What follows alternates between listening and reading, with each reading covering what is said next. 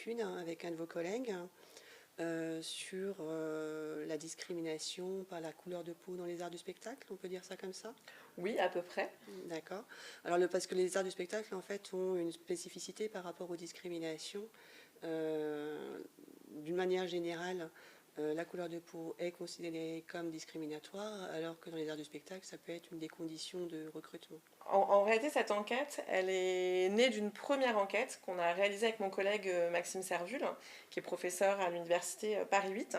Une enquête qui s'appelait Synégalité et qu'on a réalisée en collaboration avec le collectif 50-50, qui est un collectif de professionnels du cinéma qui lutte pour la parité, l'inclusion dans les secteurs audiovisuels et cinématographiques.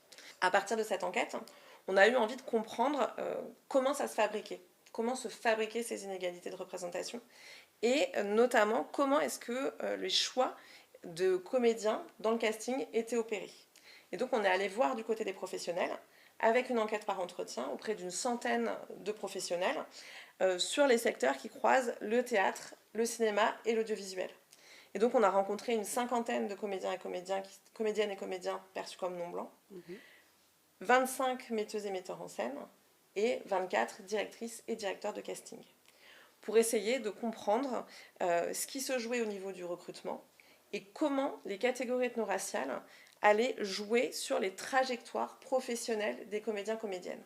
Comment est-ce que ces catégories allaient dessiner les frontières des rôles prescrits et proscrits. En revanche, si on revient sur la question sur la dérogation à la loi, ce qu'on peut dire, c'est qu'il y a une spécificité de ces secteurs, notamment cinématographiques et audiovisuels, dans lesquels on peut explicitement recruter une personne en fonction de son sexe, de son âge ou encore de son origine perçue.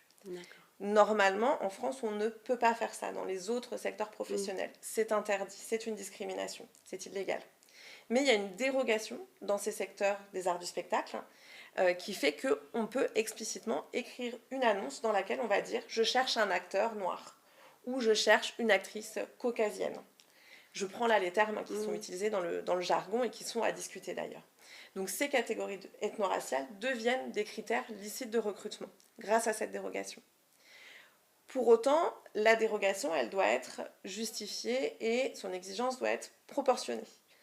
Ici, c'est un usage qui est quotidien, qui est extrêmement courant.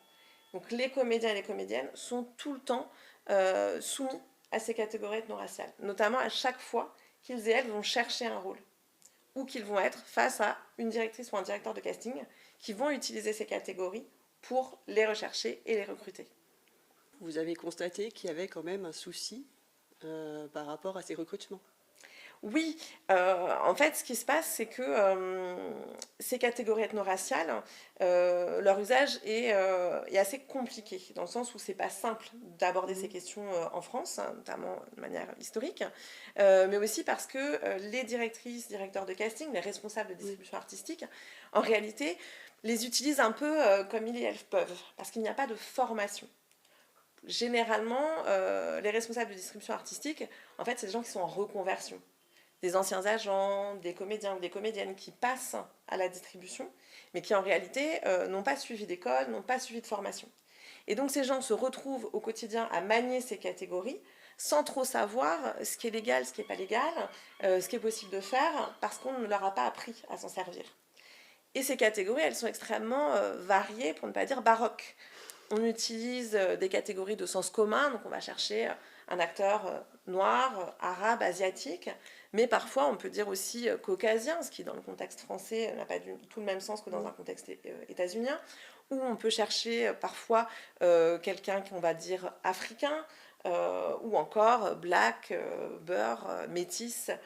Je reprends les catégories qui sont utilisées. Donc il y a des soucis sur les choix qui sont opérés. Et notamment, ces choix, les comédiens et comédiennes vont y être confrontés tout le temps. Donc ça, c'est vrai que dans leur pratique du métier, c'est compliqué d'être tout le temps assigné, rappelé à une catégorie ethno-raciale à laquelle, en plus, on doit se conformer. Par exemple, on a eu des témoignages d'un comédien qui est d'origine sénégalaise, qui dit « on m'a expliqué que je ne faisais pas assez sénégalais pour le rôle ». Et donc, au final, ce qui est vicieux, c'est que ce comédien, il est discriminé, au nom de la lutte contre les discriminations, au nom de la lutte contre les stéréotypes. Donc ça a des effets très concrets aussi, ces appréhensions. Et l'enjeu, c'est d'avoir un équilibre. C'est-à-dire qu'il faut que les comédiens et comédiennes puissent tout jouer. Bien sûr, puissent jouer des rôles où leur apparence n'est pas importante, mais qu'ils puissent aussi jouer des rôles dans lesquels on va discuter de racisme et des expériences du racisme en France. C'est aussi central d'avoir ces histoires-là. Mais le problème, c'est l'assignation et c'est l'enfermement. Ce qu'on peut faire avec les enquêtes qu'on mène avec Maxime Servul, c'est davantage des pratiques des professionnels. D'accord. Et de travailler aussi sur les imaginaires de la société française. De penser les récits qui vont être bienvenus, mais aussi repérer tous ces récits qui n'existent pas à l'écran.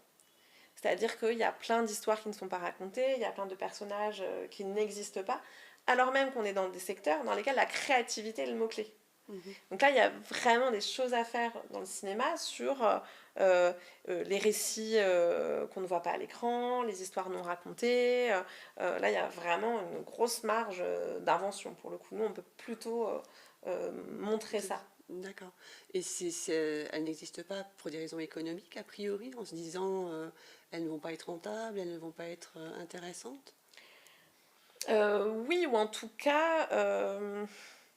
il y a quand même cette idée, quand on va aller chercher ou quand on va créer des personnages, il y a toujours cette idée de l'identification.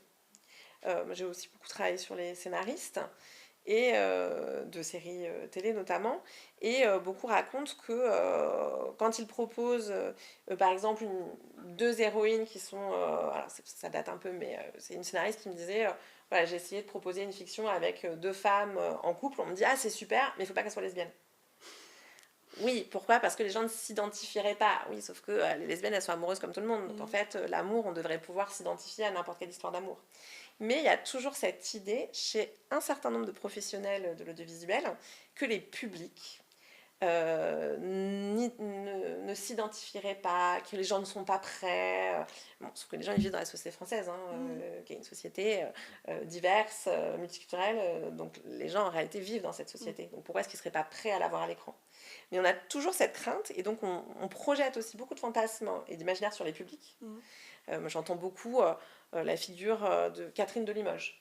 Cette idée qu'une femme d'une cinquantaine d'années qui serait mère au foyer et qui ne supporterait pas de voir des lesbiennes à l'écran, je ne sais pas quoi. Ben non, Catherine de Limoges, elle est peut-être lesbienne d'ailleurs, et elle n'a peut-être aucun problème à voir ce type de personnage, notamment parce qu'elle regarde aussi des séries états-uniennes et des plateformes ou britanniques comme tout le monde. Mais cette figure, elle est très forte chez les professionnels de l'audiovisuel. Et ça, il faut la déconstruire.